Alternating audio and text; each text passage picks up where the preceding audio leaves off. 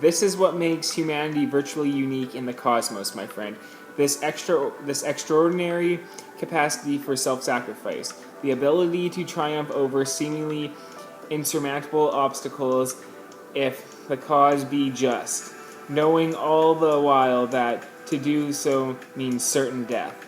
The X-Men do not realize it. They may never realize or accept it, but this day they have won perhaps the greatest victory of their young lives. Jean Grey could have lived to become a god, but it was more important to her that she die a human. So that, what I just read to you, was from the the Dark Phoenix saga of the X-Men comic line, and it's actually like the last panel too. So right there, I read it. This is like an awesome comic, and then I started reading X-Men Days of the Future Past, and I really want to get X-Men First Class too. I think that whole storyline sounds really cool. So obviously, if you're reading the title, you know what this video is about. It's about why manga is kicking comic book and Western comics ass, essentially. Because if you look through all the graphic novel charts and stuff, it shows that like manga and like My Hero Academia and Black Clover, or is it Demon Slayer, are just completely kicking ass. And yeah, it totally makes sense as to why that is. So I'm going to go over a few of those reasons as to why. So the first reason, price. Do you know how much it is to get a volume, which is like 12 chapters? I looked it up on Amazon. It was like 12 chapters for a volume of My Hero Academia, and it's like $13 for all those chapters. So what I just held up here, this is 12 issues, and this is fucking 27. This is $28 right here. I paid $28 to get this, probably plus tax, so it was probably like 30 something. Either way, that's a lot of money. Well, not like a lot of money, but for 12 issues, for a comic that was written back in 1980, I think is when that was written, that's wild. That is crazy to see like how it's getting released today, and it's only like $12. That's really affordable when you think about it for a lot of chapters, for some beautiful artwork, and the most important thing, a coherent storyline. You don't have to worry about, oh, did I read this issue, or there's all these other stories and stuff.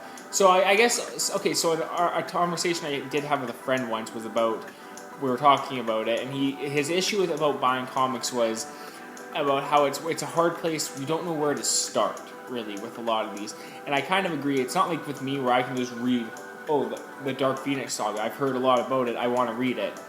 And I want to know what happens in it. Or the Infinity War. What happens in the Infinity War. I've actually read that, too. But yeah, so there's just a lot about that where you don't really know where to start. And the thing was, when I was looking for like the graphic novels, now I know it exists, the like original probably like 16, 17 first issues of the X-Men line, they gotta have that out there more available, and especially at a better price, because that's from like the 60s, a reprint from the 60s. That it's just so bloody expensive to like buy this stuff.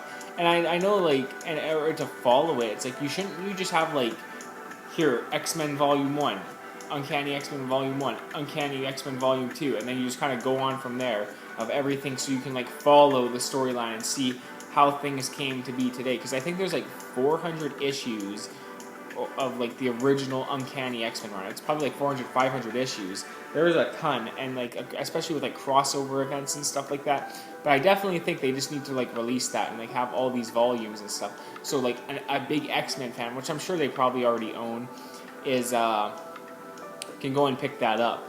But, yeah, that's, like, the thing about the manga, though. It's just one storyline and one continuous storyline. So it starts at chapter 1 or whatever chapter they decide to call it, and they just run the whole thing. And it's not hard to find where to read chapter 1. Like, you can go and get chapter 1 of Naruto. Like, it's so easy and accessible to get. And that was back in '99 for like $10 to just buy the whole first volume and stuff like that. Now, overall, it's going to cost you probably like $500, $600 for like the whole series. But that's a whole series and a whole comic line. Whereas, how many how many of those, like, it's like $50 just for the first 17 issues or whatever of whatever series of X-Men or Spider-Man, because I have the first 17 issues of Spider-Man up in my room. I've read Amazing Fantasy 15, which I will make a video on eventually here, so yeah, so stay tuned for that. But yeah, it's completely insane to see just how Western comics have completely fallen off, and how they just went with this social justice, identity politics, nonsense garbage, and like none of the characters are the same anymore, or they're like rewriting everyone, and yeah, and the storylines are just absolute shit, and no one gives a fuck about them. So yeah, it's like, what classic story has come out of Western comics in the past 10 years that people really like loved and everything like that? Like you could probably count them on like your hand or whatever. Not very many, but like you hear about, like, for example, like the Dark Phoenix saga, the Days of the Future Past, X-Men First Class, and I've heard of all about these epic stories and stuff, or like just the original runs of the series is just really fascinating to me. And like, or like you've heard about like the Clone Saga from Spider-Man. I know that's not like a popular one, but or like the Venom or the Black Suit Saga, and how they have all these like really unique storylines. But yeah, my biggest complaint is that they got to make this stuff way more accessible and easy to buy, because like comic books are definitely failing out here in the West, so they really got to like work on it, or like listen to what people actually want, not making $5 for one issue of Spider-Man. Like, that's not fucking affordable. Kids will just go and play video games, and I don't think people really get that.